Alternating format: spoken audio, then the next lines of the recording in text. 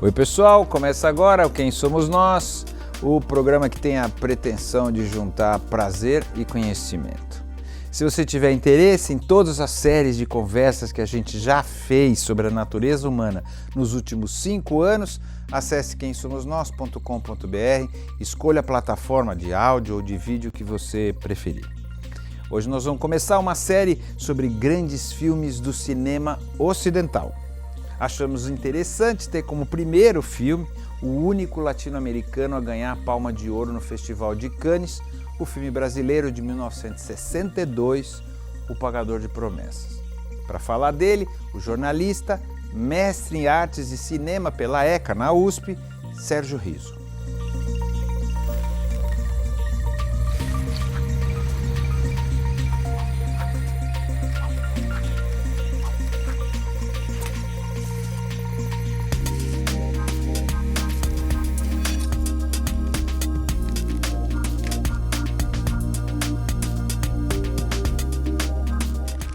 Quem é você?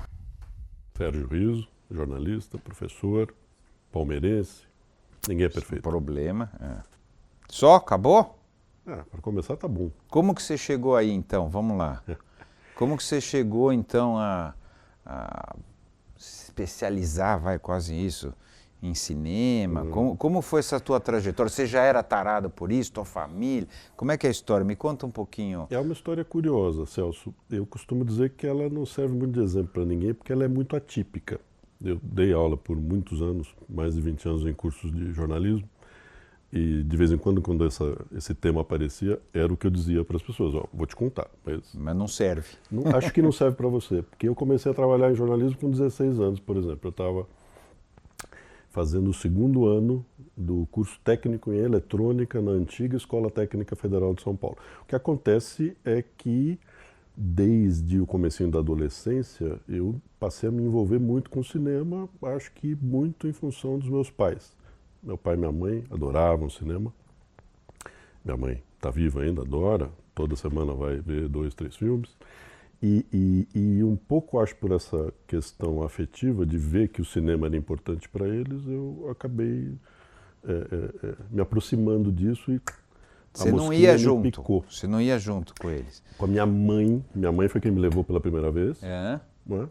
E com meu pai, acho que eu vi muito mais coisas na televisão do que no cinema. Meu pai adorava seriados, eu me lembro de ver o antigo Missão Impossível, correto, sem entender direito as coisas, mas se meu pai estava ali todo fisgado por aquele negócio só podia ser muito legal. Meu pai adorava faroestes, eu vi um monte de faroestes na infância do lado dele também na televisão.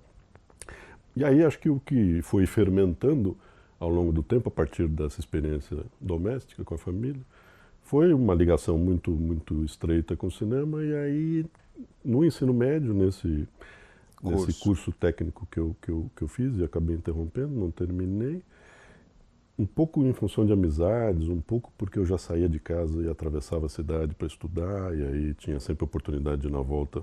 Que ano que nós estamos, quando você está falando isso? Estou falando de 80, 81. Tá. A coisa foi ficando mais séria, digamos assim. Eu me lembro de uns caderninhos em que eu comecei a tomar notas sobre os filmes que eu via, trazendo informações sobre os filmes, mas também opiniões minhas, dos outros. Eu me lembro de já nesse nível assim de crítico? Semi-profissional. Crítico. Já semi-profissional, Tem algum filme que você fala, foi esse, naquele momento que eu resolvi, não? Não tem um, Celso, mas tem um período que coincide com isso que eu estou te contando, né? Minha adolescência, eu estudando longe de casa, precisando me deslocar, aproveitando esse deslocamento, na verdade, para descobrir a cidade. E no meio da cidade, os cinemas que a cidade oferecia. No tempo em que havia Cinelândia ainda no Centrão.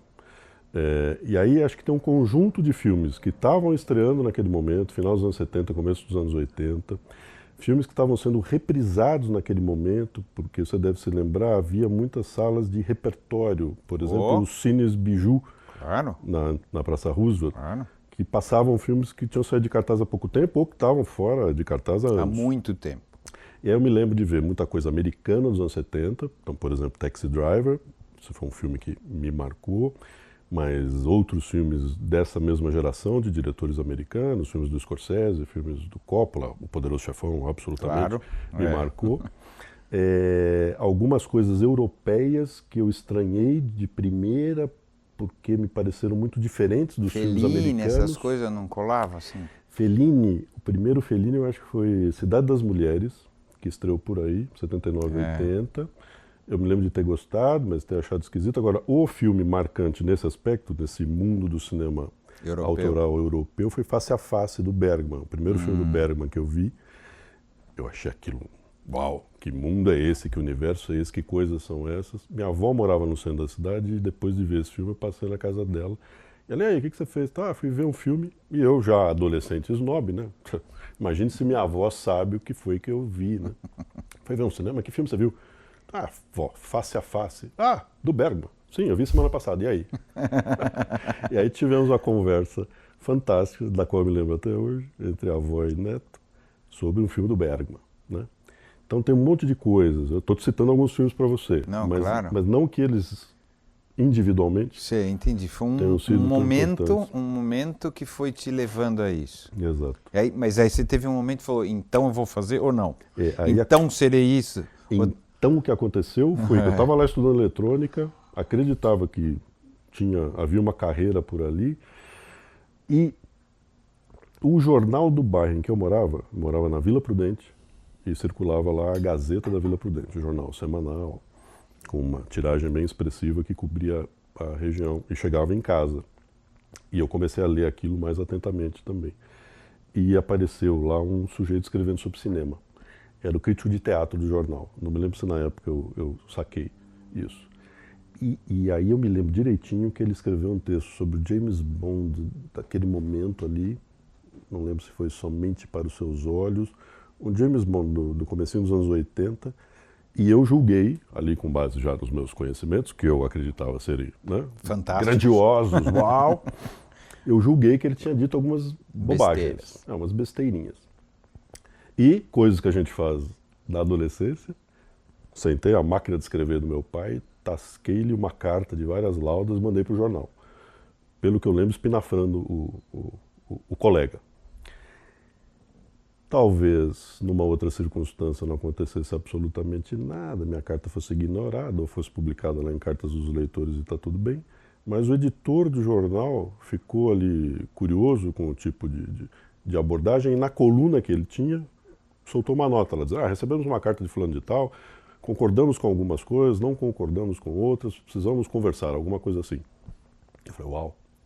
O tempo passou e nada de conversa, claro, ele fez uma nota lá. Ele não te procurou, é nada. E o sujeito continuou escrevendo, e aí ele escreveu, eu acho que um texto sobre esse obscuro objeto do desejo, o filme do Luiz Buñuel, também julguei que tinha umas bobagens lá, e escrevi outra carta. Aí essa já era também contra o editor do jornal. Disse que ia chamar, não chamou, aí continuou publicando o sujeito. Aí, para encurtar a história, ele ligou para minha casa, eu sou júnior, então por algum tempo ele me confundiu com meu pai na conversa, o senhor que escreveu, aí, seu Sérgio? Não, acho que não. O que você está falando? Estou falando que aqui, Sérgio Rios me mandou 2 cartas, não, senhor, sou eu. Em algum momento o equívoco se desfez, eu fui lá conversar com o editor do jornal que me convidou, estamos falando aí de 15 para 16 anos. E aí ele fez o desafio que eu aceitei e estou aqui. Foi, tá bom, você acha que sabe tudo e tal. Se eu disser para você, segunda-feira escreva um texto de X toques para ser publicado na próxima edição, sobre um filme em cartaz, você faz? Foi, faço. Vamos lá, né? Vamos tentar. Fiz, estou aqui. E onde você aprendeu a escrever? Tá bom, onde você aprendeu a ver? Porque você lia muito? Eu lia muito, eu sou um leitor, não é isso? Porque... maluco, Porque é a única maneira, né, de você fazer ler, que é um maluco a ponto de aprender sem saber que está aprendendo. Não é isso? Eu me lembro de logo no começo, um tio que à época trabalhava na Editora Abril, era advogado, trabalhava na distribuidora, dele ter pego alguma coisa ali que eu escrevi, ter levado para algumas pessoas na Abril. Algumas delas, inclusive, eu viria a trabalhar depois. E para dizer o que eles achavam, né?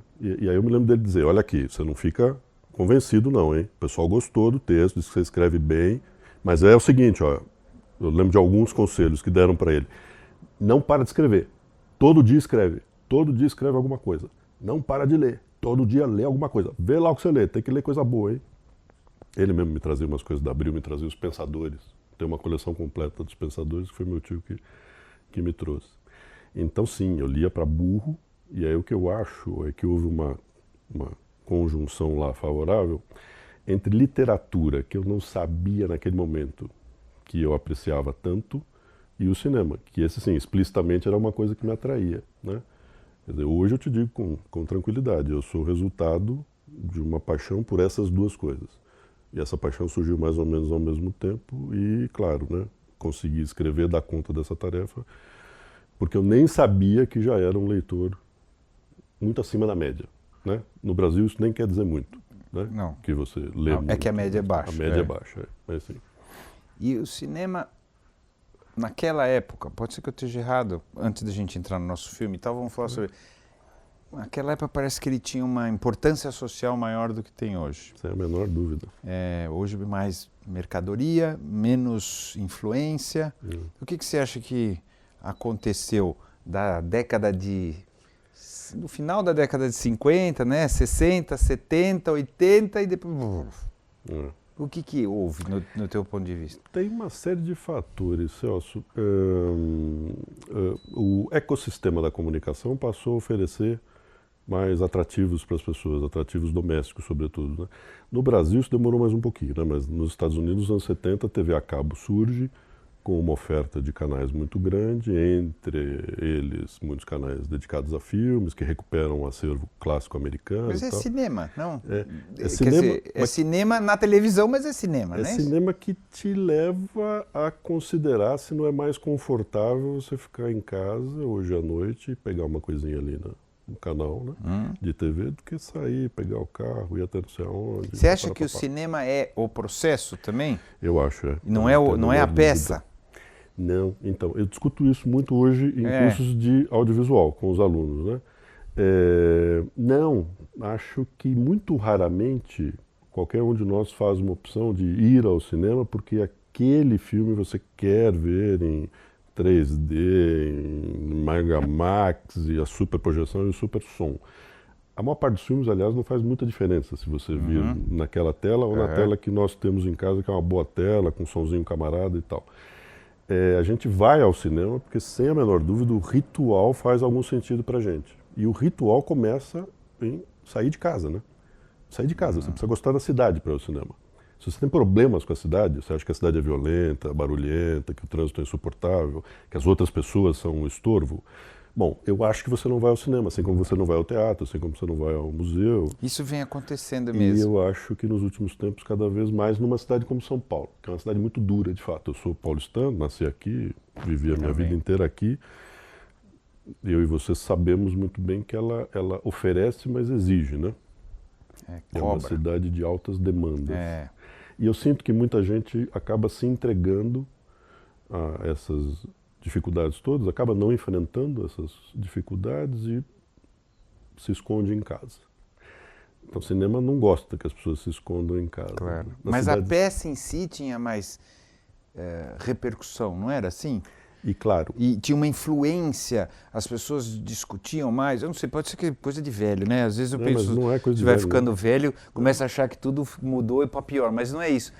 Não me parece isso, parece que assim, surgiu uma peça, porra, a gente discutia e falava, e bebeu uma peça que eu digo cinema, né? Assim, um filme, discutia isso e aquilo, o diretor isso, eu não sinto hoje esse tipo de... Eu não sei se isso é pior, mas assim, parece que tem uma influência menor, como mensagem, parece que a sociedade liga menos. Acho que sim, porque ela está plugada em mais coisas, né? Você veja como é importante para mim associar, né, o que você está dizendo com outros fenômenos do universo da comunicação.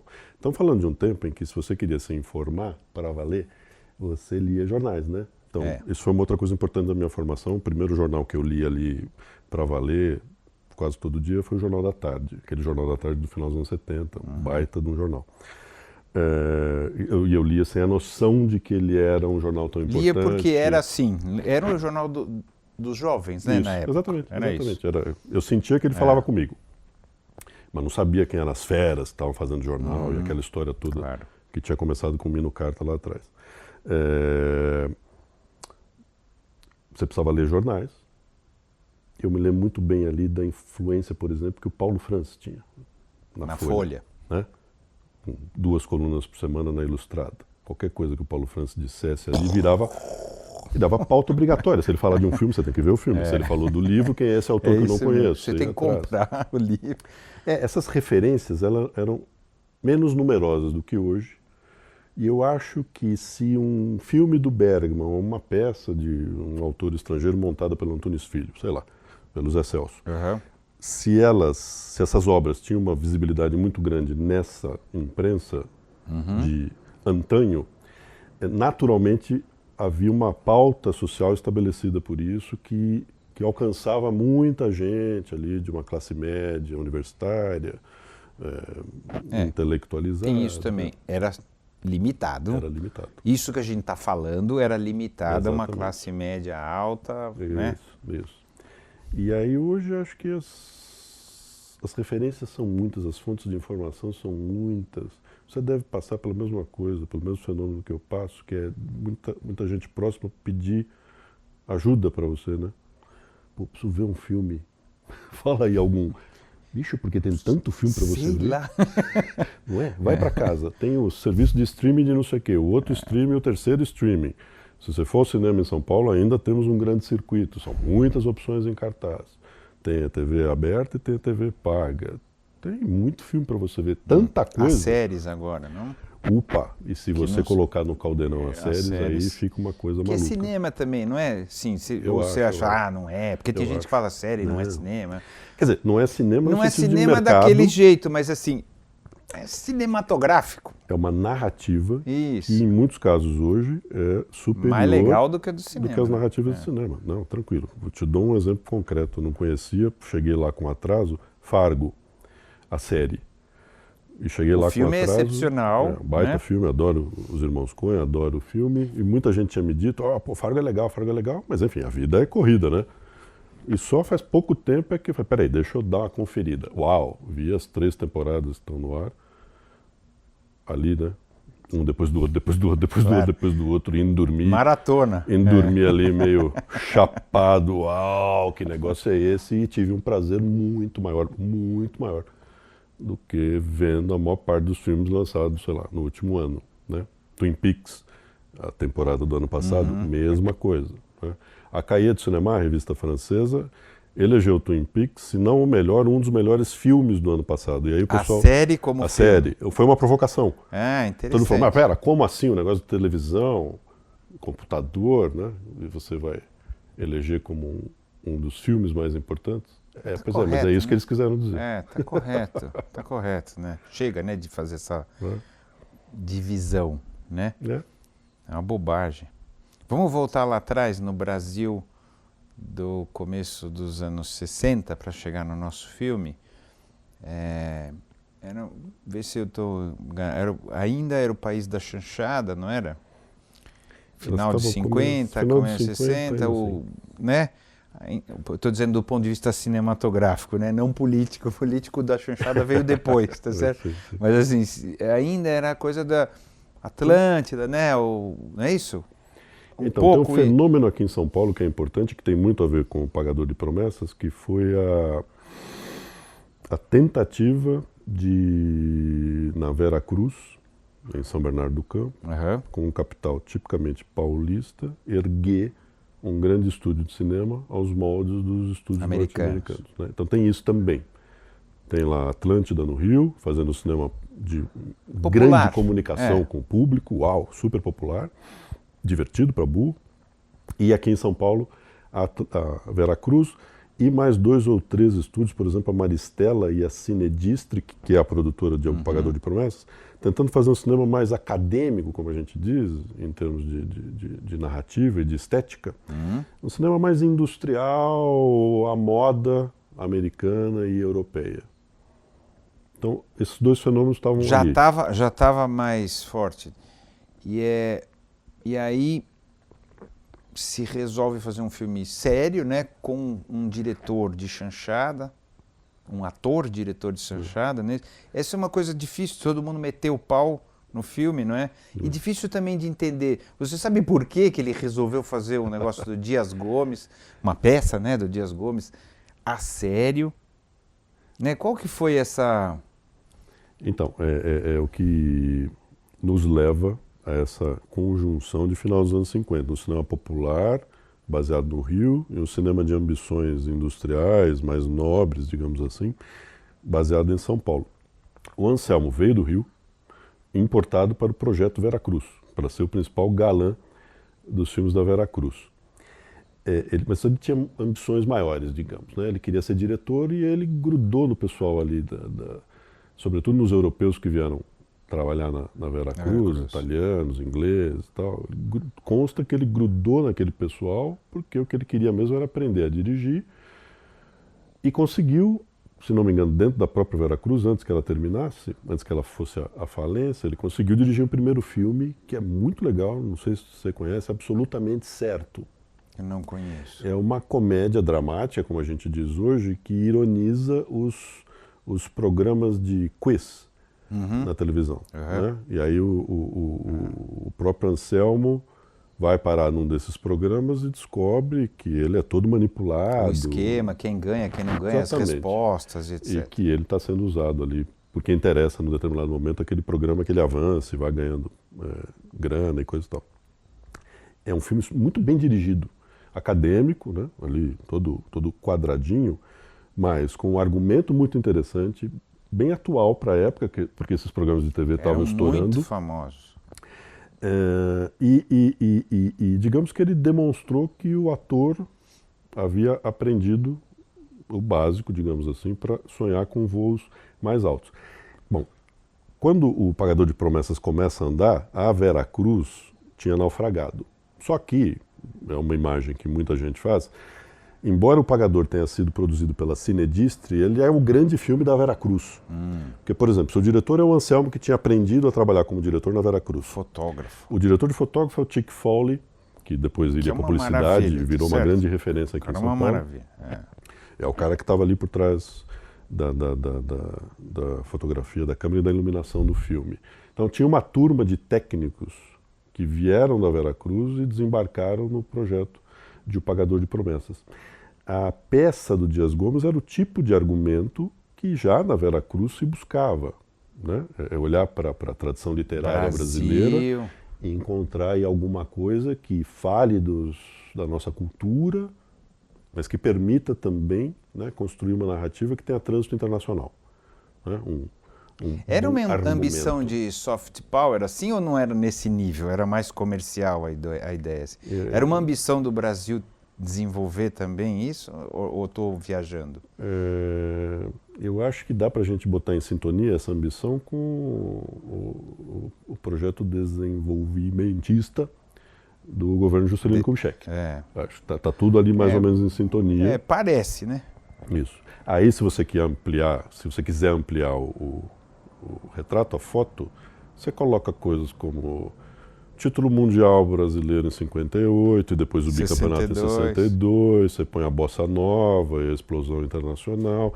Tem várias coisas ali que o mundo começou a olhar também para a América Latina, não só o Brasil, mas já não era tão assim. Então, de repente, acho que fazia parte de um... Não sei se era um projeto consciente, não sei dizer se é isso, por isso que é a minha pergunta, ou se foi uma coisa que aconteceu. Mas é uma ideia de projetar o país de uma outra maneira. Você quer ver um dado relativo à Veracruz também? O Cangaceiro é o maior sucesso de bilheteria da Veracruz. Se ela não tivesse feito uma bobagem ali com a negociação dos direitos internacionais, talvez ela não tivesse ido à falência. Mas ela tinha dívidas, trocou parte das dívidas pelos direitos de distribuição internacional, o filme fez um dinheirão, mas a Veracruz não viu a cor dessa grana. Mas o Cangaceiro ganhou, acho que em 1953, o prêmio de melhor filme de aventuras no Festival de Cannes. Então você veja que é um já era importante, 10 anos antes quase, né? Mais ou menos uma década antes de O Pagador de Promessas. Quer dizer, a partir dali é possível dizer que o Brasil, no mapa do cinema, virou uma pequena luzinha. Opa, o que é esse negócio? Como é que esses caras conseguiram fazer? Mas olha, é um estúdio pilotado pelo Alberto Cavalcante, brasileiro que tinha feito carreira na França e na Inglaterra, e que era muito conhecido, sobretudo no cenário do documentário, na Europa. Ah, então, mas essa aí, tá vendo? Lembra do Cavalcante? Essa é a produtora que ele foi erguer lá no Brasil e tal. Então, acho que havia sim, Celso, né, alguma pretensão. No caso da Veracruz, megalomaníaca, a megalomania da Veracruz contribuiu para a sua falência, mas já se acreditava que era possível olhar para fora e sonhar com conquistas. Um país, né, diferente. Exatamente. Aí a gente tem a gente vai no Dias Gomes, que era do PCB, né? Ainda já não era mais proscrito de novo, né? Já tinha deixado de ser proscrito, depois foi proscrito de novo. Cada hora é uma coisa, mas já era legal na época. Uhum. É um tema onde você pega um cara ingênuo, né? Se eu puder, um cara de uma ingenuidade até, não sei se a palavra é ingênuo, assim, né? De uma simplicidade de raciocínio, que é o cara que quer pagar a promessa, e feito de uma maneira que, do meu ponto de vista, a fotografia do filme é quase todo o filme. Olhando tá? Assim, é bem pessoal, porque eu olho e falo, Katsu, esse realmente é um filme que corta um jeito brasileiro de fazer filme que tinha antes, né? Pela fotografia. Mas com uma história que me parecia simplória, não sei, do meu ponto de vista. E que de repente, ganhou um mundo desse jeito. Como é que você vê, assim? Porque é um cara simples, que vai pagar uma promessa e é utilizado por todo mundo. Um pouco aquela coisa, como cada um utiliza. Me parecia um pouco esquemático, talvez seja essa a palavra. Sim, sim. Então, assim, não estou tirando mérito de jeito nenhum, mas assim, não é tão emocionante assim, esse ponto para chegar nesse nível. O que você acha que aconteceu? Não, eu concordo contigo na apreciação do filme. O Anselmo Duarte não gostava do que eu vou dizer agora e do que você, na verdade, já começou a dizer, mas, enfim, vamos lá. Em primeiro lugar, ele foi bafejado pela sorte no Festival de Cannes, em 2 momentos. No momento em que ele foi selecionado, e o leigo talvez não tenha ideia muito precisa de como é que funcionam os festivais de cinema e tal, não tem nenhum edital internacional, e aí pessoas de todos os países inscrevem seus filmes e vai lá uma comissão e julga todos eles. Um festival como o de Cannes funciona na base do convite. E, de alguma maneira, e essa história eu não saberia te reconstituir, houve o convite para que o pagador de promessas participasse do festival. Como eu te disse, o Brasil já era uma luzinha ali no mapa e tal, ok, tudo bem. Vai lá. Primeiro bafo de sorte. Segundo bafo de sorte.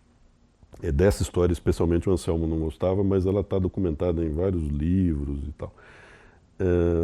O júri, assim, outra coisa que o leigo não sabe é que os prêmios são outorgados por um júri, que no caso do Festival de Cannes, 7 pessoas, 10, 9, acho que agora 11, uma coisa assim. É um grupo de pessoas, tem um presidente, esse presidente naturalmente tem uma ascendência sobre os demais, ele é o primeiro convidado, nenhum outro convidado o é sem que ele diga, tudo bem, o Celso, tudo bem, o Celso pode convidar, né? Isso cria uma ascendência natural e na hora ali do vamos ver, esse presidente tem uma força muito grande. Então, sim, não é que... Eu me lembro de uma aluna dizer, mas esses jornalistas que dão prêmio em Cannes, tadinha, que jornalista? Não tem jornalista. O jornalista dá o prêmio da crítica, só isso. Não tem nada a ver com os prêmios principais do festival. E aí o que houve é que o júri, diante ali de uns 3 ou 4 filmes de grandes diretores, me lembro do Luiz Buñuel, me lembro do Robert Bresson, e tinha mais 1 ou 2 grandes feras. Diante de um empate técnico entre esses filmes, empate técnico é 2 estão querendo o Bresson, outros 2 estão querendo o Buñuel.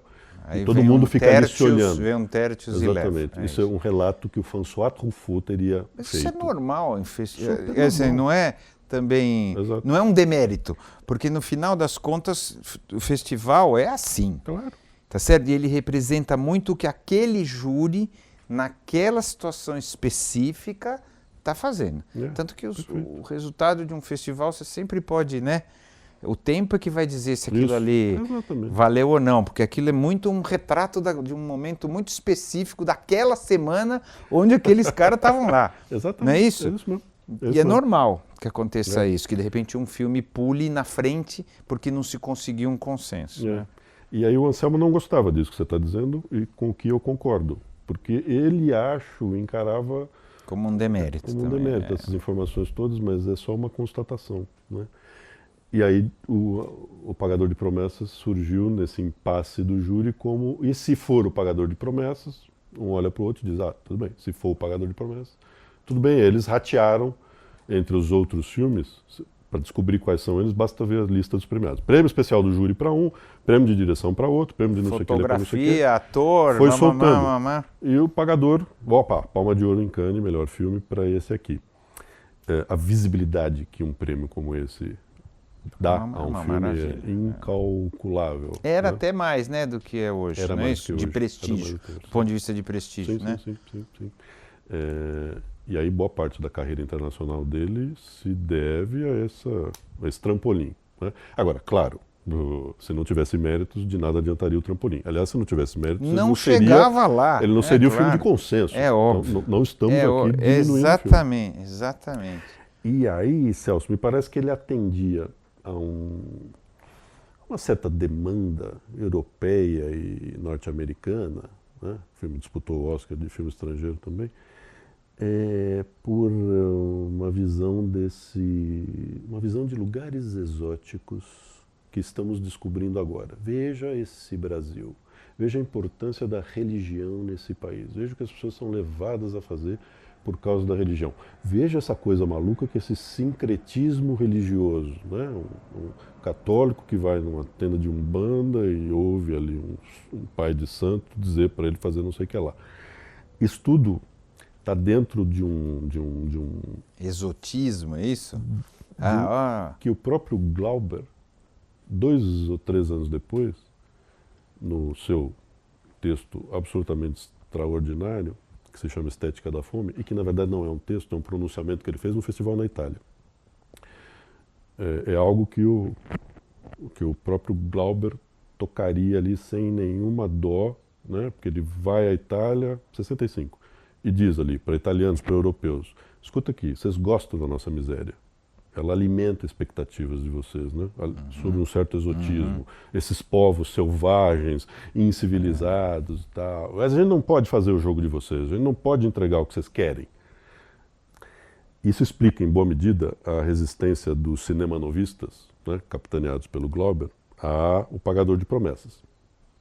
São 2 os grandes motivos para essa resistência. Primeiro, que o Pagador de Promessas, em termos estéticos e sociológicos, digamos, não corresponde à pauta do cinema novo. Isso a gente pode discutir daqui a pouco. Devemos. Em outro quadrante, digamos assim, o Pagador de Promessas oferecia para esse público internacional o que ele queria. O prato que ele queria. O prato que ele queria um país comer pobre, momento. Tá certo? Um cara simplório, ignorante, que faz uma promessa para Santa Bárbara num terreiro de candomblé, não é isso? Mas resolve entregar uma cruz na igreja. É inteligente, né? Para falar, o Dias Gomes era bom, tá certo? Resolve entregar. É muito bom. Resolve entregar uma cruz numa igreja, o padre não deixa e vira uma puta bagunça, né? No final é isso. Cada um querendo se aproveitar de um pedacinho lá do cara e tal, do Zé do Burro, né?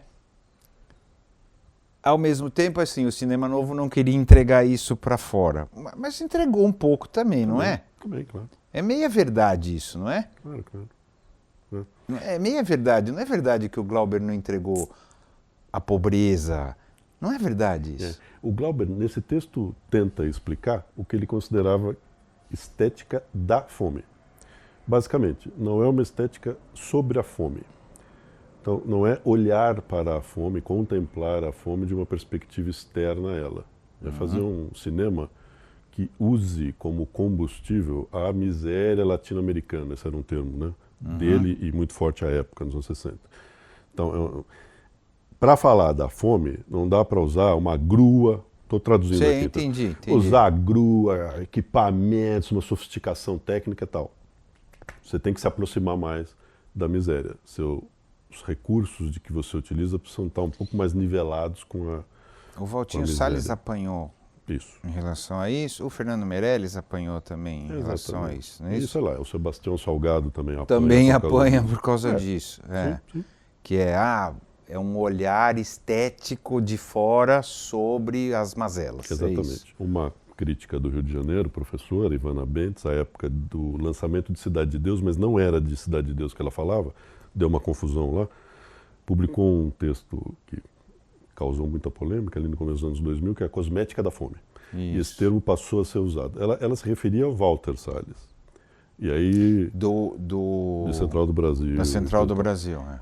E aí isso bateu com o lançamento de Cidade de Deus e virou uma grande confusão lá. E porque a palavra, a expressão é boa, é sonora, cosmética, né? Uhum. E remete à estética da fome do Glauber, essa ideia continua entre nós, eu diria. Né? Celso, tem um problema aí, também vivo falando sobre isso com os alunos de audiovisual. Você pode ignorar o cinema novo, certo? Você pode não ter visto filme nenhum do Glauber, do Cacá Diegues, do Rui Guerra, do Nelson Pereira dos Santos, que morreu agora há pouco. Tá tudo bem, não tem problema. Mas o cinema novo não vai te ignorar.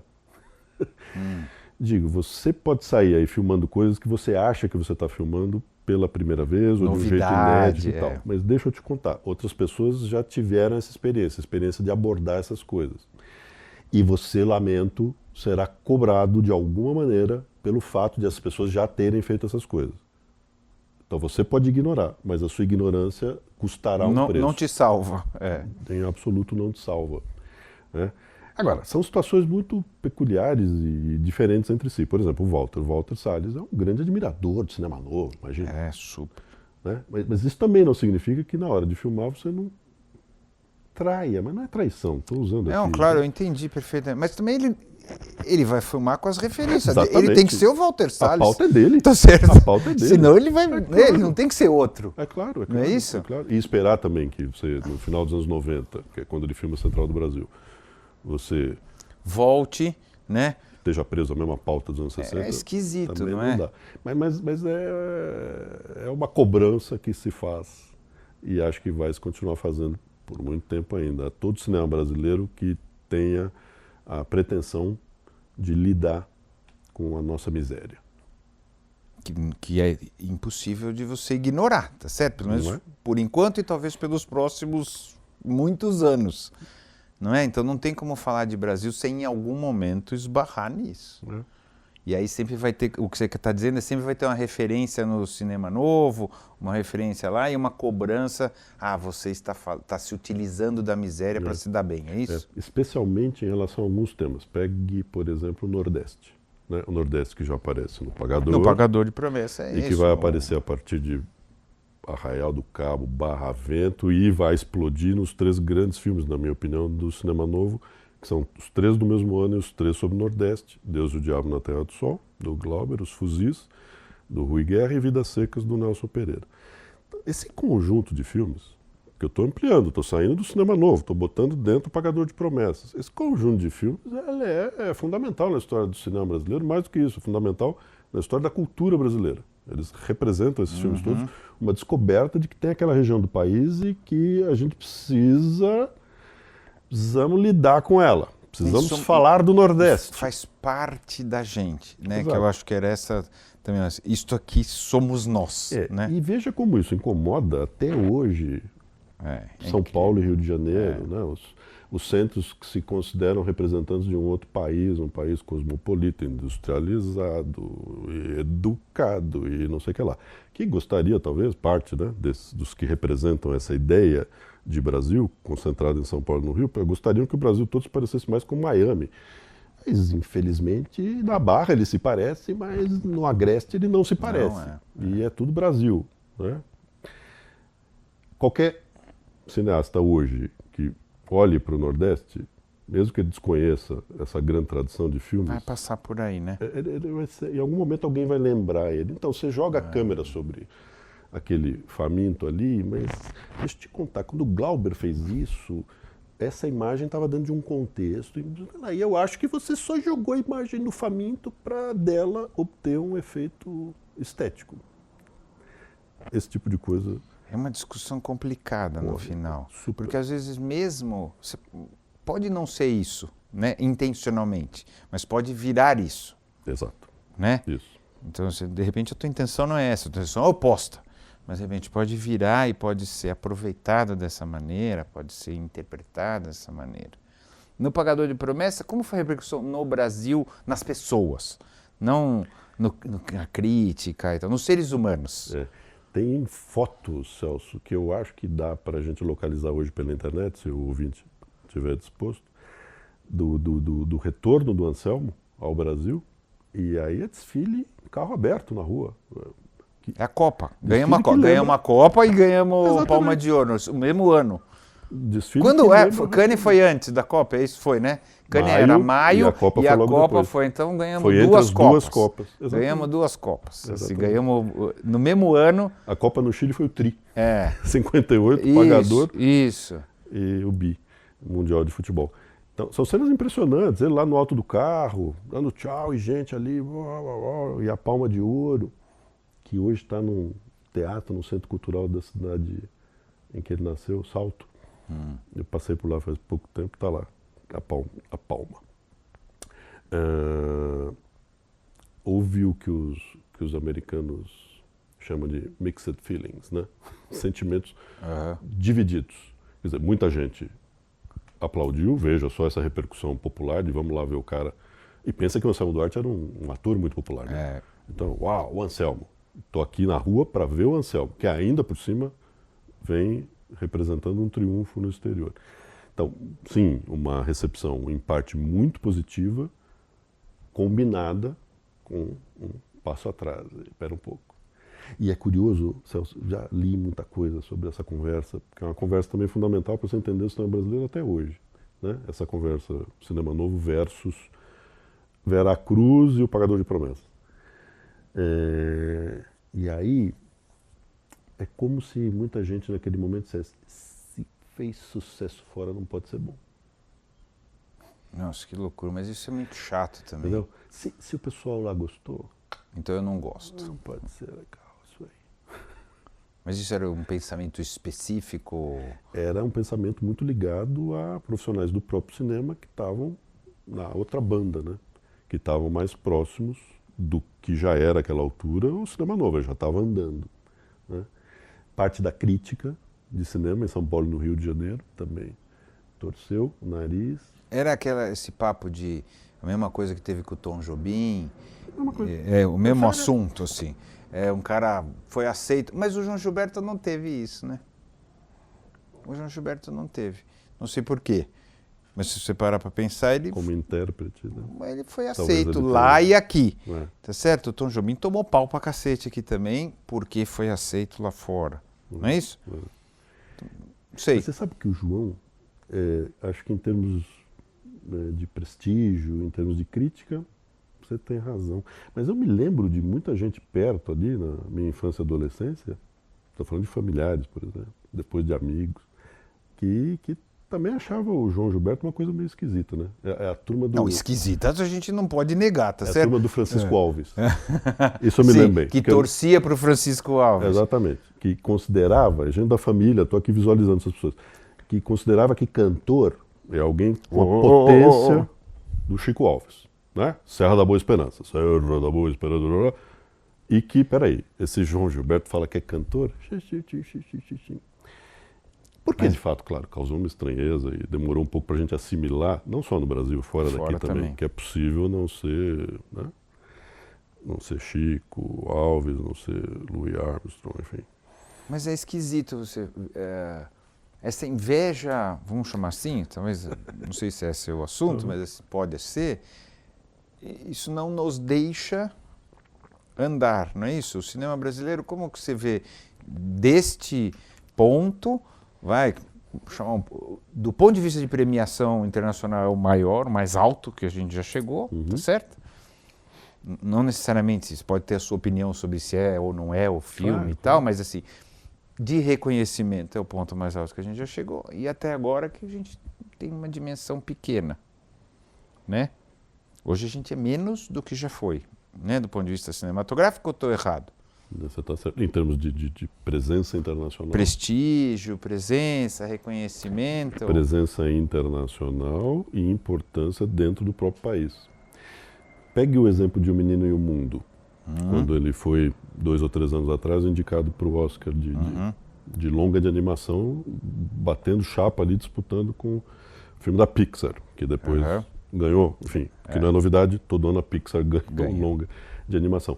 À época eu lembro de ter escrito um texto para a Folha, em que eu dizia mais ou menos o seguinte: o grande evento, a grande importância da indicação de Um Menino e o Mundo é que ele vai ser descoberto dentro do próprio país. Ninguém tinha ouvido falar mesmo, ninguém tinha ouvido falar. Tinha sido lançado nos cinemas, ninguém deu muita pelota. A mídia destacou aqui e ali, mas aquela coisa do filme de animação brasileiro, que ainda por cima parece de arte, né? Não é nem um cinema de animação como o americano, de entretenimento. Teve destaque, mas essa coisa um pouco marginal. Já tinha sido lançado em DVD, mas o problema é que ele já tinha, olha só como as coisas no Brasil são complicadas, né? Esse é um país para profissionais. Ele tinha vencido já o Festival de Animação de Annecy, na França, que é o Cannes da animação. Onde, aliás, o Brasil ganhou 2 prêmios consecutivos de melhor filme. Com esse e com o filme do Luiz Bolognese, Uma História de Amor e Fúria.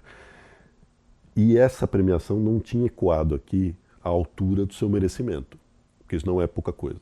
Isso devia ser capa de caderno, entrevista nas emissoras de TV, especial na Eldorado e blá, blá, blá, blá. Perdemos isso. Passou também, um pouco desapercebido. Aí precisou o Oscar, que o Oscar sim tem essa força como marca, né? Para, nossa, que filme atenção. É esse? Né? E aí, que bom, acho que foi o grande feito do filme. Brasileiros, oi, tudo bem? Sabe, eu sou um filme brasileiro. Eu estou aí à tua disposição. Tá fácil para você me ver, tem até em DVD já.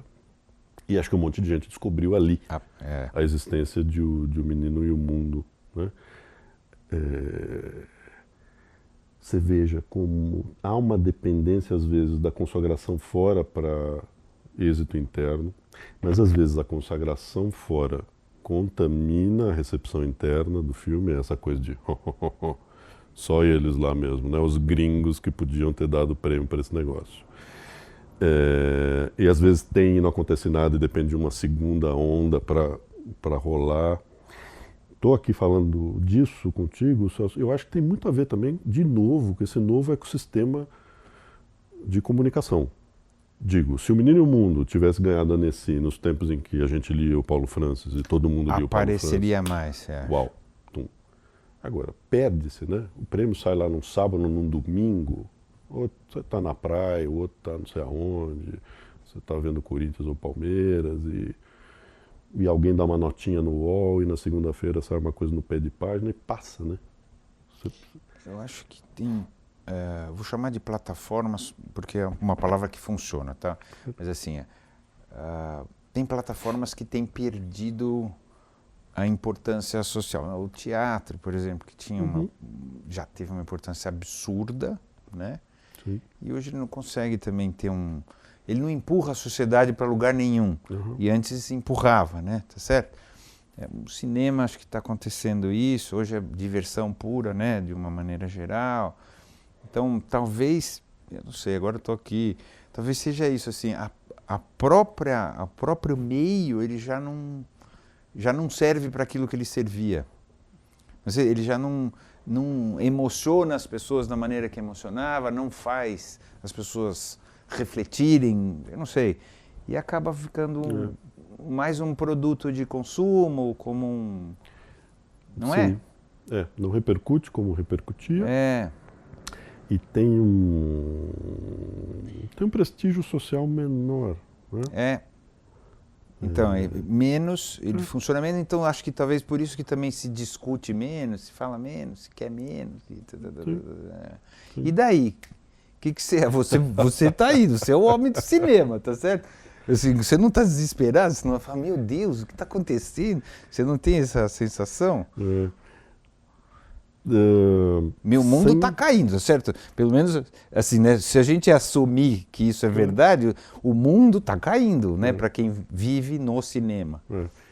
Já tem, pelo menos uns 10 anos com certeza, mas talvez a gente possa dizer que é um fenômeno do século XXI, né? É uma transformação fortíssima, né? Que afeta o tripé que sustenta a atividade cinematográfica desde que ela surgiu no final do século XIX. Tripé formado por produtores, distribuidores e exibidores, né? Esses três caras estão sentindo muito os novos tempos. Por exemplo, os produtores descobriram que não pode acontecer com eles, embora tenha começado a acontecer, o que aconteceu com a indústria fonográfica. Porque se eles não recebem mais pelos filmes, como os músicos passaram a não receber por venda de discos e de CDs, eles não têm como sair fazendo show, certo? O Spielberg até conseguiria fazer uma mega tour, né? Exatamente. Spielberg em São Paulo, Porto Alegre, Rio de Janeiro, lota estádio, vem pra casa Tubarão, pega todos os sucessos, como tem na Disney, tá certo? E faz o show do Spielberg, esse dá. Ele consegue, mas não muito mais gente vai também, a gente o Coppola podia fazer e tal, né? Claro, o Coppola veio a São Paulo e ao Rio uns anos atrás, tratamento de megastar, né? Então tá, um ou outro pode, mas de maneira geral não está rolando isso, não tem essa possibilidade para eles. Então, eles estão lá preocupados, eu falo produtores, pessoas físicas, né, como o Steven Spielberg, o George Lucas e as produtoras, as grandes produtoras americanas, os grandes estúdios. Os distribuidores, talvez desses três agentes aqui, sejam os mais preocupados com o seu futuro, porque a partir do momento em que eu e você, a gente pode chegar direto no produtor de um filme, via internet ou qualquer outra coisa, passando por cima do distribuidor e do dono do cinema, a sua função, que é a função de atravessador, né, vai embora. Desaparece.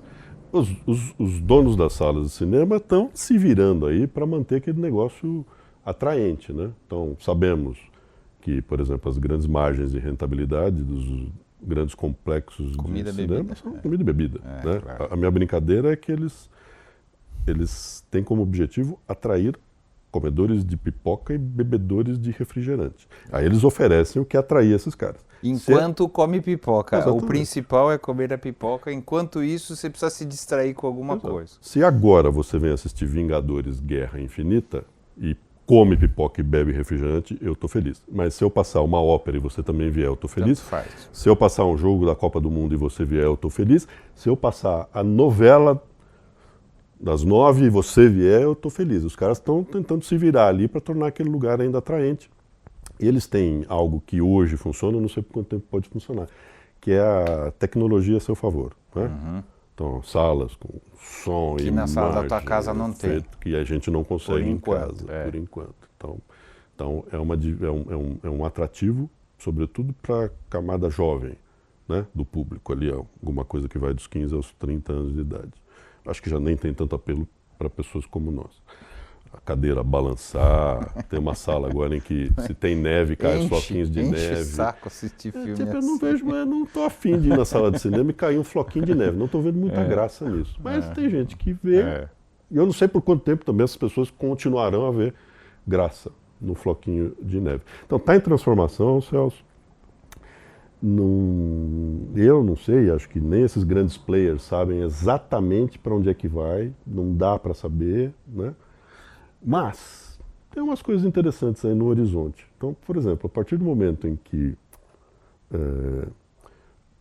se tornou possível, graças à tecnologia, criar plataformas de streaming, bom, o barateamento, né, da infraestrutura capaz de oferecer esse serviço pode, daqui a pouco, eu não sei quanto é esse daqui a pouco, né, dar origem a um Flix de cinema brasileiro exclusivo, um Flix de cinema de horror brasileiro, um Flix de curta-metragem experimental brasileiro, um Flix de documentário. Mas a gente tem uma indústria para chegar nisso?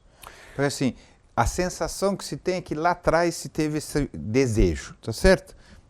Que deu errado, faliu, não sei o que lá, teve um desejo de uma indústria brasileira de cinema que produziu algumas coisas interessantes, inclusive o Pagador de Promessas, mas depois me virou um salve-se quem puder. Eu posso estar sendo injusto falando isso, mas assim, parece isso, não é? Então, nós temos isso, nós temos produção, nós temos qualidade, nós conseguimos fazer isso? De um lado, você precisa lembrar que uma operação como essa aí pode puxar acervo, né? Então, Sim, aí eu vou te dizer que tem um acervo acumulado, né, ao longo de quase um século aí que sustentaria iniciativas como essa. Em alguns nichos da produção, aí eu te digo com tranquilidade, sim. Por exemplo, o documentário. E aí então nós somos bons, né? Deixa eu fazer aqui uma afirmação categórica. Se você quer chegar perto do país hoje, chegar perto ali de conhecer, de tentar entender melhor e tal, esquece do cinema de ficção, pelo menos do cinema de ficção que chega aos cinemas, que chega a um circuito mais numeroso. Ali, hoje é comédia, né? Ali você não vai chegar perto do país. Você chega perto do país nos documentários. E eles são, não é no Brasil, isso é no mundo inteiro, documentários são marginais no mercado, eles não interessam ao mercado, né? Mas eles podem interessar a uma plataforma exclusivamente dedicada a eles, você, vamos pagar lá 10, 15 reais por mês, e tanto, e com uma curadoria que a plataforma precisa ter para ficar te contando que, olha só, temos um problema de habitação em São Paulo, tal, caiu o prédio e cadê o Estado, cadê não sei quem? Eu rapidinho te faço uma seleção de documentários que vão permitir a você entender isso aqui, não sair dando opinião como tanta gente tem dado, sem ter a menor ideia do que se trata, certo? Não só nesse assunto, como em vários. Em vários, exato. Né? Então, aqui com certeza. E você quer ver onde eu acho também que tem coisas fantásticas, mas elas não encontraram o seu caminho para chegar num público mais amplo. A produção de curta-metragem. A produção de curta-metragem no Brasil hoje é o que tem de mais interessante. Dá algum trabalho para você pescar o que tem de mais interessante mesmo, porque é uma produção muito numerosa. Então, sei lá, o Festival Internacional de Curtas-Metragens de São Paulo, eu acho, é a maior vitrine desse formato no Brasil. No ano passado, eles exibiram alguma coisa ali de 300, 350 filmes brasileiros. Mas é uma pequena amostra do que foi inscrito, que por sua vez é uma pequena amostra da produção de curtas-metragens. Com a revolução digital, produzir um curta-metragem ficou algo barato, relativamente fácil, e tem muito jovem fazendo isso. E aí penso o seguinte... Nós somos bons? Na tua opinião? Somos bons. Em documentários, em curtas-metragens, estamos na Série A. Ah, é? No cinema de ficção, de longa-metragem, eu diria que a gente está na B. Está na Copa Davis, lá na segunda divisão. Putz, vários fatores, Celso. Deixa eu escolher um aqui com cuidado, mas também certa implicância. Falei agora há pouco, né, que você encontra melhor o Brasil, você chega mais perto do Brasil se olhar para o documentário, por exemplo. Não era para ser assim. Me parece um equívoco que alcança boa parte da produção de ficção no Brasil, um equívoco de que se é para mercado, se é para conquistar um público mais amplo, eu não posso tocar em tema polêmico, eu não posso tocar em tema delicado, eu preciso fingir que a gente vive em Miami. E também é uma Miami de sonho, porque a Miami de verdade é do filme que ganhou o Oscar no ano passado, certo? E do Projeto Flórida, que estava disputando o Oscar esse ano. Quer dizer, aqui também é Miami, Orlando, enfim, né? Mas isso não é brasileiro? Assim, um pouco da gente... Você entendeu? Eu estou falando da gente nunca chegar e ir na ferida e ficar um pouco... Eu acho que sim, é um traço de uma certa cultura brasileira, talvez do entretenimento, né? Que não entende, por exemplo, que alguns grandes filmes americanos são filmes políticos, sociopolíticos. Sei lá, a gente olha para o Poderoso Chefão... Contra a sociedade americana. A gente olha para o Poderoso Chefão e só fica ali na coisa do gangster. Escuta aqui, aquele é um filme sobre imigração, é um filme sobre o crime na América, e é um filme que diz a América não é um lugar legal. Vários grandes filmes americanos dizem isso. Os Estados Unidos, por trás da fachada... Pensa bem. Não é essa coisa aí que a gente não se permite, não é? A gente tem dificuldade em lidar com essa situação. Então fica superficial. E aí tem um problema ligado a isso, Celso, que também é complicado. Putz, grilo, como é complicado, que é o problema do financiamento da produção. Então, o modelo de financiamento que foi adotado ali no começo dos anos 90, no governo Itamar Franco, foi um modelo para resgatar a produção que tinha batido no zero. Em algum ano ali, 91, 92, 2 filmes brasileiros foram lançados. Então bateu no zero logo depois do governo Collor.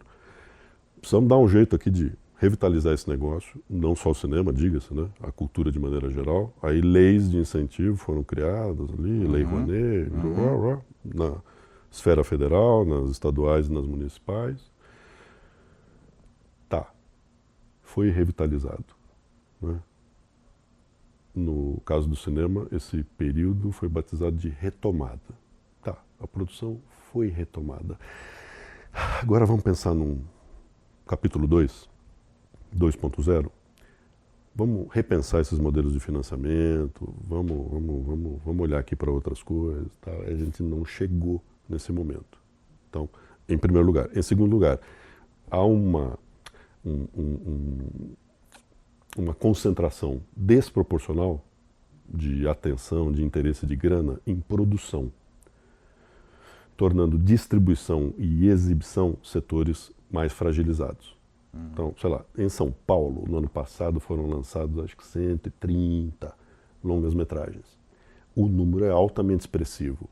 O problema é quando você vai ver lá quantos espectadores esses filmes tiveram e começar pela parte de baixo da lista, você vai trombar com um filme que teve 40 espectadores, 107 espectadores. E vai demorar para você subir na lista e chegar no que teve 1.000. E vai demorar muito para você subir na lista e chegar no que teve 5.000. E vai demorar muito para você subir e chegar no 10.000. Esses filmes são fantasmas, certo? Em geral, as leis de incentivo, os editais permitiram que eles fossem feitos. Mas é como se bastasse que eles fossem feitos. Né? Espera um pouco, tem um problema, as pessoas precisam ver esse negócio. Sobretudo porque essa produção, majoritariamente, foi produzida por renúncia fiscal. Claro. Então é um dinheiro que era para entrar no caixa da União, dos estados e dos municípios e não entrou. Tá, então eu acho que isso reveste o filme de uma missão. Ele deveria ter um caráter mais popular para a população, já que é a população que paga no final. Eu estou falando de São Paulo e do Rio, que são os dois grandes circuitos, porque aí boa parte do país esse filme nem chegou para ter 40 espectadores. Né? Ele tem 40 espectadores porque ele estreou numa sala em São Paulo, numa no Rio, ficou uma semana e tchau. E por mais que pareça que eu esteja exagerando, eu não estou. 40 quer dizer 40. Site da Ancine, levanta lá, você vai encontrar esses números que são assustadores. Vão subindo, como eu disse, mas vai demorar para chegar no 1.000, depois demora para chegar no 5.000, demora para chegar no 10.000, e uma pequena parcela tem mais de 50.000 espectadores. Uma pequena parcela da produção. Para resumir, a gente se preocupou muito com a produção e descuidou de distribuição e de exibição, que são fundamentais para fazer o filme chegar ao público. Mas mesmo se eles chegassem, você acredita que a gente teria, os filmes, nós temos hoje, a gente oferece para as pessoas o que elas querem ver ou com qualidade? Porque as pessoas falam, o cinema argentino é melhor que o nosso, e a gente não sabe fazer, não sabe dirigir. Esse comentário é bom, do cinema argentino é melhor que o nosso. Todo mundo fala isso, todo mundo, não sei o quanto isso faz sentido. Faz mais ou menos sentido. Por exemplo, quando alguém diz, o cinema argentino é melhor do que o brasileiro, eu precisaria perguntar a ele qual a amostragem. Quantos filmes argentinos ele viu e quantos brasileiros ele viu? Porque eu vou de vez em quando para Buenos Aires e sempre brinco lá, né? E aí, cadê os seus grandes filmes? Eles, tá de brincadeira? Eles acham ruim também. Porque o grosso da produção é ruim, Celso. A gente viu o For Export. Mas isso no mundo inteiro, não é isso?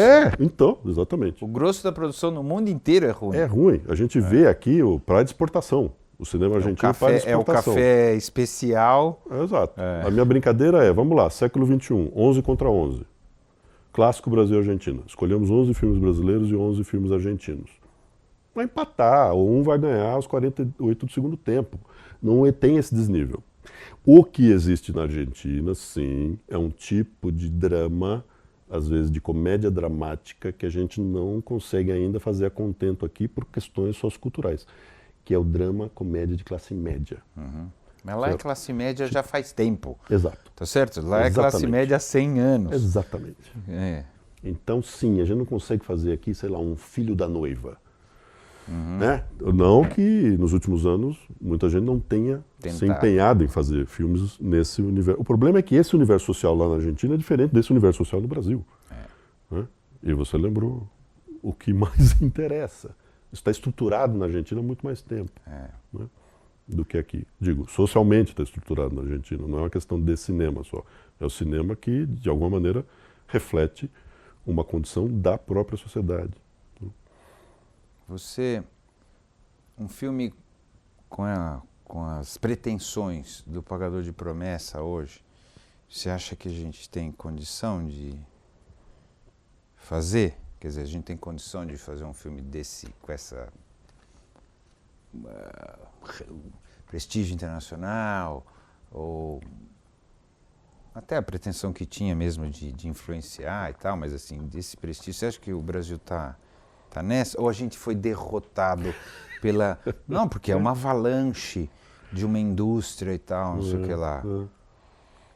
Acho que sim, acho que a gente teria condições. Precisaria ter uma conjunção muito favorável aí de fatores, né? Temos condições técnicas, digamos assim, de fazer um filme de acabamento internacional, claro, toda hora a gente faz, e aliás, americanos costumam ficar impressionados com certos filmes brasileiros, Cidade de Deus, por exemplo, porque dizem que ele tem um preço de face, né? Você olha para o filme que é muito maior do que o custo. Você olha para o Cidade de Deus... É super bem feito o filme. Quanto custou esse filme? 20 milhões de dólares no começo do século? Aí você fala, não, 20 não, 2 ou 3. Esses caras são bons, né? Sim, temos esse padrão. Temos fôlego de dramaturgia para pensar nisso? Fôlego de dramaturgia temos. Tem um problema aí com a cultura da dramaturgia, que não é uma coisa só de roteirista, isso é uma baita injustiça com roteiristas. Todo mundo fala, roteirista brasileiro não sabe fazer. Como se o filme fosse do roteirista. Como se não tivesse um produtor que escolhe sobre o que ele quer fazer um filme. Que ele que compra o direito de um livro, ele que diz, vou filmar essa comédia aqui, e contrata um roteirista, como se o problema... Como se filmes nascessem da cabeça de roteiristas. Diálogo, as pessoas, não estou dizendo que eu concordo, né? O diálogo dos filmes brasileiros é ruim, não é isso? Os roteiros não são tão espertos quanto... É tudo bobagem, é isso? Não é inteiramente bobagem, mas é um juízo que me parece muito exagerado. Sempre você pode arrumar problema, né? Quando a pessoa te diz isso. Por exemplo, quem diz, os diálogos são não sei o quê. Eu falo, e você entende os diálogos dos filmes ditos em outras línguas? Quando você vê um filme iraniano, você está entendendo o diálogo? Qual é o seu termo de comparação? Digo, o nosso ouvido é muito mais exigente com o nosso idioma. E quando você está vendo um filme... Você está lendo ali, idioma, você está lendo a legenda. É diferente mesmo. É outra coisa. Você não está sacando... Às vezes você conhece o idioma, mas não tanto quanto um nativo. E você não está sacando se aquele cara que é do Texas, ele está falando de um jeito verossímil para alguém do Texas. Se aquela música do diálogo é uma música adequada. E como é que ela bate num americano de Los Angeles e de Nova York. Você está sentado aqui em São Paulo, lendo a legenda e pegando uma outra palavra lá do texano. Bom, e aí você compara com o nosso ouvido que funciona plenamente diante de um filme brasileiro. Bom, né? Bom, mas aí é outra coisa. Aí é o que o Paulo Emílio Salles Gomes dizia, né? Essa frase também é muito distorcida. Ela, na origem é mais ou menos assim. Todo filme brasileiro nos diz... O pior filme brasileiro nos diz mais do que o melhor filme estrangeiro. A minha tradução é muito simples. Como espectadores, nós funcionamos 100% com um filme que é falado na nossa língua e que fala da nossa cultura. Aí a gente é 100% espectador. E 100% crítico também. E, portanto, altamente crítico. Porque você está vendo as coisas todas lá, isso aí não é sotaque da Paraíba, isso aí é de Pernambuco, está querendo me enganar. A gente consegue sacar sutilezas. Essa vida em São Paulo, só se for na Vila Madalena, porque não sei, aí não é assim. E à medida em que o filme se afasta de nós, porque ele está ambientado num outro cenário sociocultural, porque ele é falado num outro idioma, a gente vai baixando a nossa capacidade de ser espectador. A gente vai pegando aqui o grosso das coisas, como diz um amigo, a gente fica muito no imaginário, né? Então é isso, Poderoso Chefão é o imaginário do gangster, o Marlon Brando, hein? E o Al Pacino. E bicho, aqui tá falando dos caras que foram para a América. Que tipo de gente foi para a América, com que tipo de sonho e como é que esse sonho virou uma outra coisa lá. Isso escapa a muitos de nós. Claro que não escapa de todos os espectadores, mas a muitos espectadores escapa. Quer dizer, somos sim, e devemos ser, não tem problema nenhum, super rigorosos com a nossa produção. É que às vezes isso cria um juízo que me parece exagerado. O juízo que se faz dos roteiristas, esse me parece muito exagerado, porque é como se todo filme que a gente visse tivesse surgido da cabeça de um roteirista. Ele está lá em casa... Mas tem Dias Gomes? Nós temos Dias Gomes? O cara era bom, tá certo? Não. Ele não era roteirista, ele era... Dramaturgo. Depois foi novela e tal, fantástico, né? Eu pelo menos achava o cara o máximo. Assim, mas nós temos Dias Gomes, nós temos Janete Claire, né? Que era a mulher dele, não é isso? Nós temos. Bom, Celso, assim você dificulta a minha missão. Não temos. Você quer ver não, sem novela? sacanagem, assim, não é de... É no sentido de falar assim, porque eu não entendo, mas assim, quando as pessoas falam eu ouço muito falar assim, nós não temos argumentos, roteiros e darará. O problema não é a execução, né? Não é produzir, é que nós não temos histórias bem escritas. Eu falo, mas como que nós não temos, entendeu? Assim, não pode ser verdade, mas esse é um papo que se repete. Claro. Então nós temos os Dias Gomes, nós temos esses caras, mas eles não estão... O que está acontecendo? Então, você pegar o Dias Gomes e a Janete Claire, cria uma situação embaraçosa para todo mundo que faz televisão hoje, né? Então, não sei se a gente tem escritores de TV, para falar agora de televisão, da altura desses caras. Não sei. Diria que não, pelo que eu vejo de vez em quando ali, só para me manter um pouco antenado, de telenovelas. Acho que nada do que eu tenho visto nos últimos anos chega perto de, sei lá, Pecado Capital. E dá para ver Pecado Capital aí e tal, né?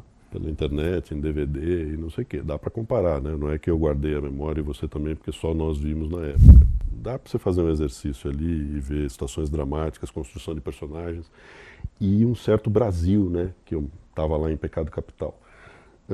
Pecado Capital é Janete Claire, acho. Então não sei se a gente tem esses caras trabalhando hoje na televisão e no cinema, gente dessa altura, mas a gente tem toda a obra do Dias Gomes, toda a obra da Janete Claire, toda a obra do Guimarães Rosa, toda a obra do Graciliano Ramos, toda a obra do Lima Barreto, toda a obra do Machado de Assis. E põe gente aí, que eu vou ficar aqui falando... E por que a gente não consegue, então? Essa é a questão. Então, mas isso não é um problema de roteirista. Olha pro produtor. O produtor é que bota dinheiro no filme. Se o cara não quer adaptar, se ele não tem coragem de pegar um Graciliano Ramos, se ele não tem coragem de pegar Vidas Secas e dizer... Nelson Pereira fez um grande filme sobre esse romance, mas, vamos fazer de novo, não é? Os americanos não vivem refilmando o romance? Claro. Vamos adaptar esse negócio hoje, uma outra leitura e tal. Tá bom, vamos encontrar um produtor que queira fazer. O problema não é um roteirista pensar nisso. Tem um produtor que quer, aí eu acho que ele vai encontrar 2 ou 3 roteiristas competentes para uma nova adaptação do livro do Graciliano. Para transformar isso num filme bacana. Eu acho que ele vai encontrar. Tem gente na praça talentosa. Veja, temos até um roteirista indicado ao Oscar por ter escrito um roteiro em língua portuguesa, que é o Braulio Mantovani por Cidade de Deus. Né? O Braulio é só um exemplo de uma nata de roteiristas que eu acho que temos. A questão é, a gente está querendo fazer filme sobre essas coisas? Ou a gente está querendo fazer filme sobre os farofeiros? Entendeu? Aí você vai lá ver os farofeiros e você diz, mas tem um problema de roteiro. Não tem problema de roteiro. Não é o roteiro a questão é se resolveu fazer um filme sobre isso, um filme desse jeito, para servir de veículo para esse ator ou aquela atriz. O negócio nasceu torto, você quer que roteirista conserte o negócio no meio do caminho? É um pouco injusto, quero dizer. Sei. Não estou tirando eu entendi. Os roteiristas da linha de tiro. O pessoal atira mesmo, né? Pois é uma concepção de leigo, de que o que você está vendo na tela saiu da cabeça do roteirista, e que se os caras estão falando aquilo na tela, o problema é dele. Que escreveu errado. Aí ele não sabe, por exemplo, que o roteiro é um negócio que funciona para pré-produção, e depois, todo mundo mexe em roteiro, o ator mexe em roteiro, o diretor mexe em roteiro, e montador no fim da linha...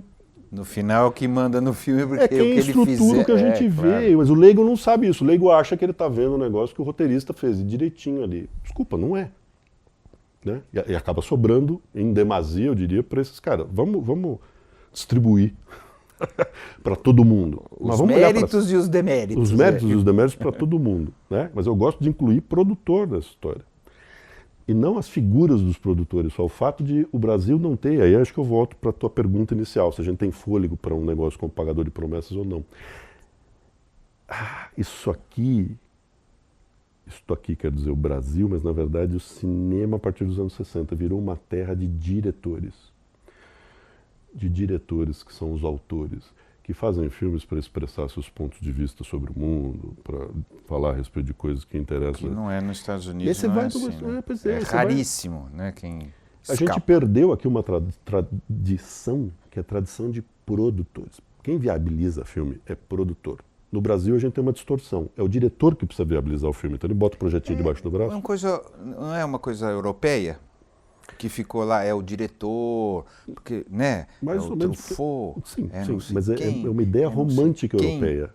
É uma ideia romântica europeia. Não é a verdade, é isso? Foi como a gente interpretou. Você quer ver um equívoco que eu tenho ajudado, espero que eu tenha ajudado a desfazer nos últimos anos aí, que eu estou trabalhando muito a obra do Ingmar Bergman. Aí você olha Por exemplo, era ele. Aí você diz, não, é um lugar chamado Svensk Film Industry, Celso. A carreira toda dele foi dentro de um estúdio. Ele só pôde fazer aquilo porque um estúdio bancou. E se você vai ler tudo que ele escreveu sobre as relações dele com o estúdio, são coisas divertidíssimas e muito elucidativas sobre como é que é possível um cinema de caráter autoral como o dele surgir dentro de um estúdio, como o Hitchcock e o John Ford fizeram em Hollywood, como um monte de gente fez na Inglaterra, na França, na Itália. Mas exceção sempre, né? É uma exceção, exato, é isso que você está dizendo. Esse tipo de coisas são exceções. Exato. O que a gente não tem aqui é esse guarda-chuva, não se criou aqui esse guarda-chuva na esfera de produção que permita desenvolvimento de projetos como um ambicioso, à moda, pagador de promessas, que vai blá, blá, blá, e um outro aqui que é um diretor autoral, no qual a gente identificou um talento muito singular. Chama para cá, querido, fica aqui 2 anos para você desenvolver um projeto. Não tem isso na esfera da produção. É cada um por si e Deus contra todos, de acordo com o ditado nordestino que o Werner Herzog ouviu quando visitou lá e usou para o título original de O Enigma de Kaspar Hauser. Né?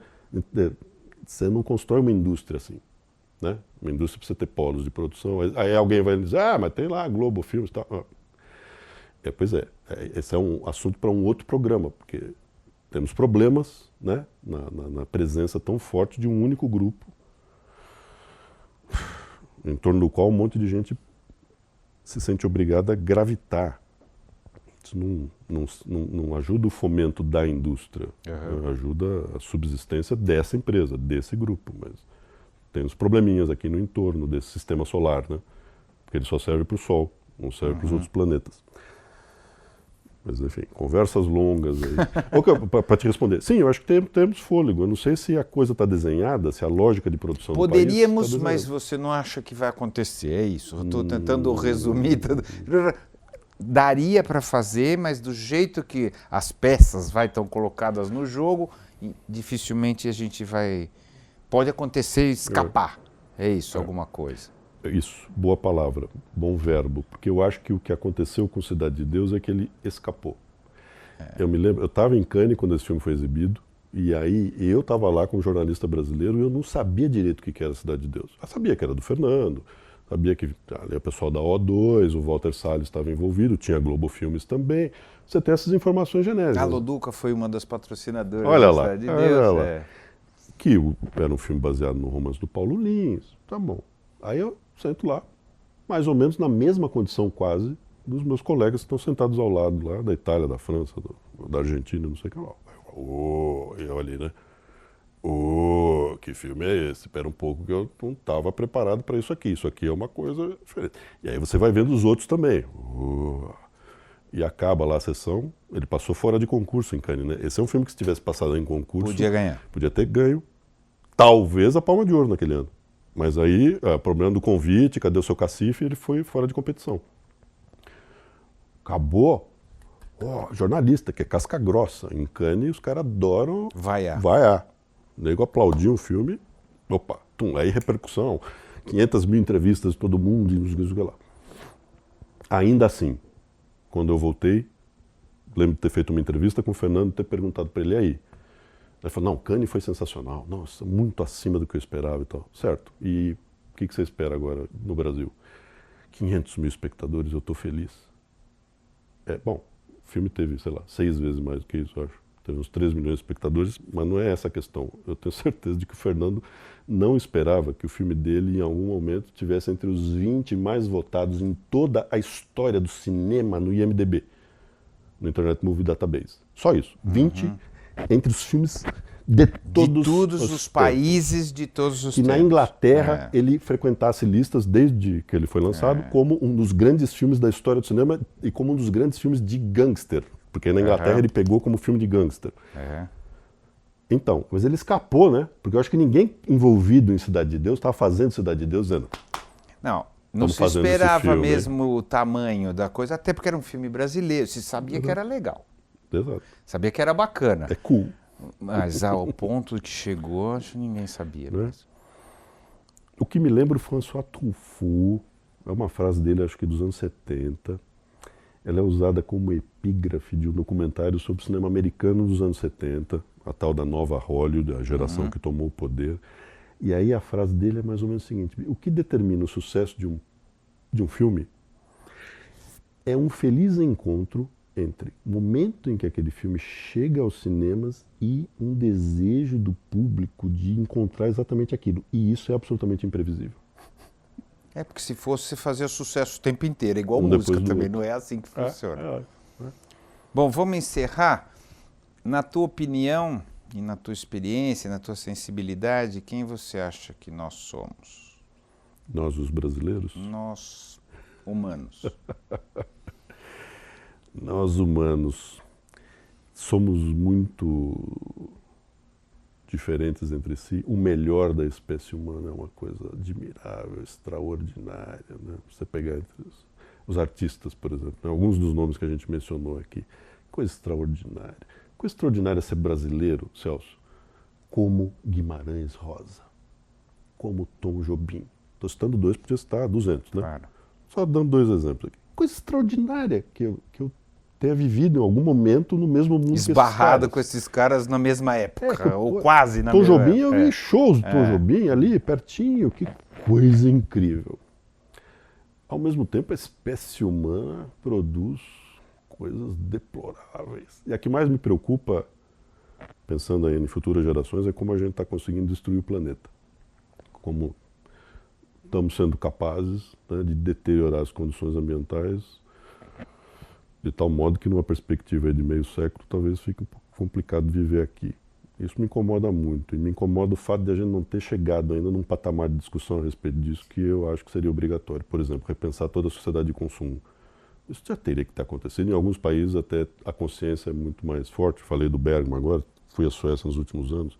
Você tem lá uma outra maneira de encarar consumo, né? Mas eles vão afundar junto com todo mundo. Vai o planeta inteiro, claro. Não adianta eles lá. Tá, infelizmente, né? Não é uma praga o que eu estou falando, mas assim... Claro. Eu posso acrescentar uma coisa. Sabe o que me surpreende? O quanto pessoas com capacidade de fazer coisas muito ruins também podem fazer coisas muito belas. Uhum. Eu tenho muita dificuldade de compreender isso, mas acontece, tá certo?